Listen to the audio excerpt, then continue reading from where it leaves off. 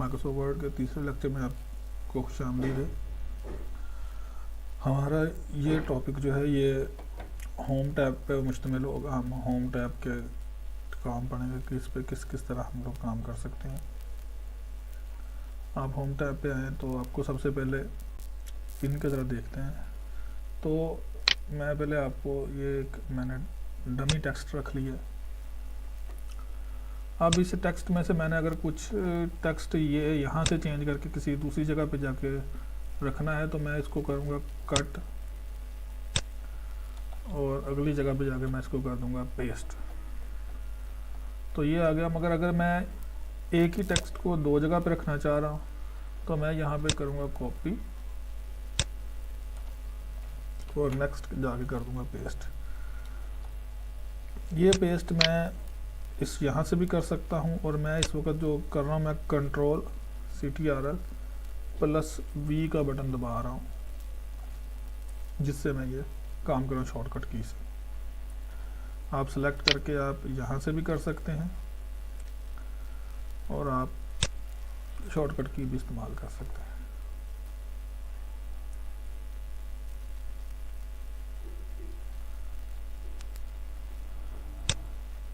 उसके बाद ये आपका जो लिखाई है फ़ॉन्ट है उसका स्टाइल है। आप इसमें से कोई भी फ़ॉन्ट सेलेक्ट करके अपनी लिखाई को कर सकते हैं। यहाँ से अगर मैं इसको सेलेक्ट करूँ, इसको टेक्स्ट को सिलेक्ट करने के लिए मैंने माउस का जो लेफ़्ट बटन है उसको प्रेस किया है, उसको दबा के रखा हुआ है और उसको माउस को आगे ड्रैग कर रहा हूँ जिससे ये सिलेक्ट हो रहा है। इसके अलावा मैं यहाँ पर रख के शिफ्ट की को प्रेस करूँगा और एरो की को प्रेस करूँगा तो भी ये सिलेक्शन हो जाएगी। दोनों तरीक़ों से आप कर सकते हैं जो आपको बेहतर लगे। तो आइए इसका फ़ॉन्ट चेंज करते हैं। मैंने इसको सिलेक्ट किया और अगर आप देखें तो जिस हिस्से को मैंने सिलेक्ट किया उसी का सिर्फ फ़ॉन्ट चेंज हो रहा है। तो ये इसकी एक बहुत बड़ी ऑप्शन है कि आप इसमें जो आपको सेलेक्ट करते हैं सिर्फ उसी को आप उस हिसाब से चेंज कर सकते हैं।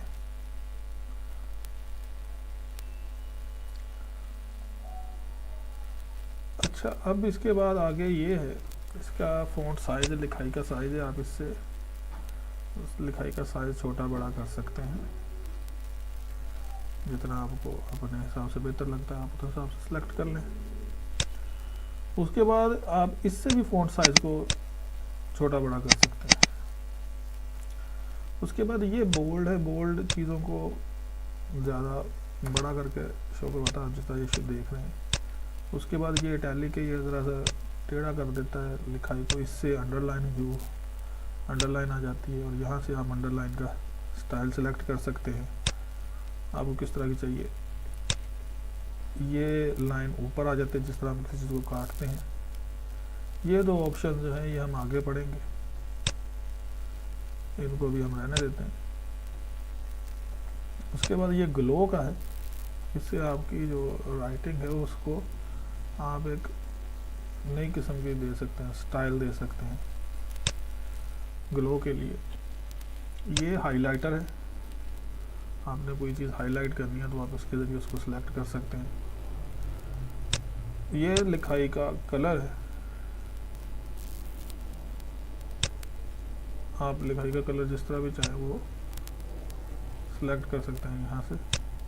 उसके बाद अगर आप कुछ नहीं चाह रहे, आप चाह रहे आप वापस आ जाए तो आप इसको ख़त्म करें तो ये उसका सब कुछ ख़त्म करके आपको वापस वही चीज़ दे देगा। उसके बाद आप गौर करें तो मैं इसको एंटर करूँ तो ये लाइनर नंबरिंग बन रही है, इसको हम बोलते हैं नंबरिंग या बुलेट्स। तो मैं इनको 1 2 3 मैं इनको कोई शेप देना चाह रहा हूँ तो मैं यहाँ से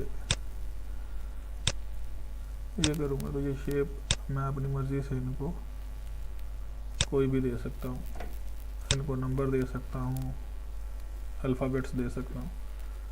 यहाँ से ये लिस्ट है, इनको अनऑर्डर्ड और इसको ऑर्डर्ड लिस्ट कहते हैं। यानी कि 1 2 3 जो ऑर्डर में है वो आता है और जबकि दूसरी साइड में उसका ऑर्डर नहीं है, वो वैसे हर एक पॉइंट है अलग अलग। ये सब लिस्ट बना सकते हैं आप, एक लिस्ट के अंदर दूसरी लिस्टें ऐड कर सकते हैं।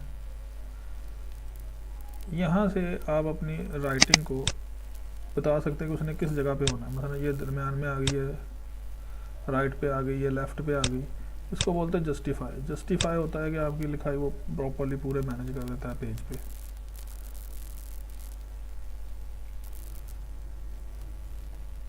उसके बाद ये स्टाइल है हेडिंग का, आप अपनी मर्ज़ी से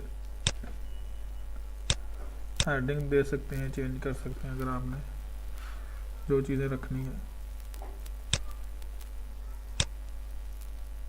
ये आपकी जितना हिस्सा है उस सारे का कलर सेलेक्ट हो जाता है। ये बॉर्डर है जिसको हम जब आगे पढ़ेंगे टेबल्स उसमें इस्तेमाल करेंगे।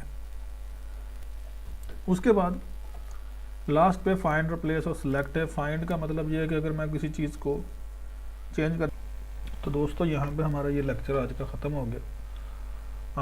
आप सब लोगों के लिए एक चीज़ तो मैं कुछ चीज़ें बताना चाह रहा हूँ। एक तो ये कि मैं अपनी वेबसाइट पे काम कर रहा हूँ farookacademy.com के ऊपर। वहाँ पे आप लोगों को ये सारे लेक्चर्स मिल भी जाएंगे, इनके रिलेटेड बुक भी मिल जाएगी। उर्दू में मैं बुक पब्लिश करने की कोशिश करूँगा।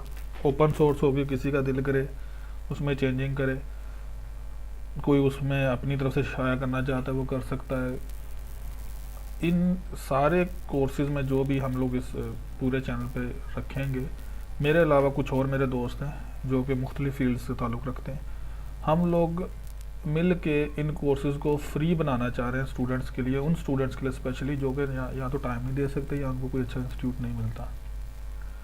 और इसके अलावा मैं जानता हूँ, चूँकि मैं खुद स्टूडेंट रहा हूँ, इस दौर से गुजरा हूँ, कि स्टूडेंट्स को गाइडेंस नहीं मिलती। तो इंशाल्लाह कुछ लेक्चर्स बाद मेरे दोस्तों के साथ मेरी बात हो जाए, उनके साथ हम लोग टाइमिंग सेट कर लें। आप लोगों को उनके नंबर्स, मेरा अपना नंबर भी आपको मिल जाएगा, उनके नंबर्स भी मिल जाएंगे।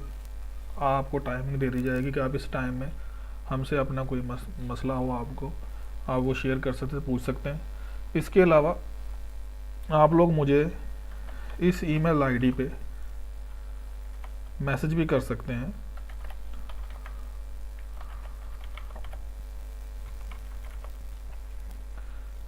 आप किसी इशू में आते हैं, आप उसमें मुझे मैसेज करें, आपको इंशाल्लाह मैं इसके ऊपर रिप्लाई करूँगा। तो अगले लेक्चर के लिए अल्लाह हाफिज़, अपना ख्याल रखिएगा और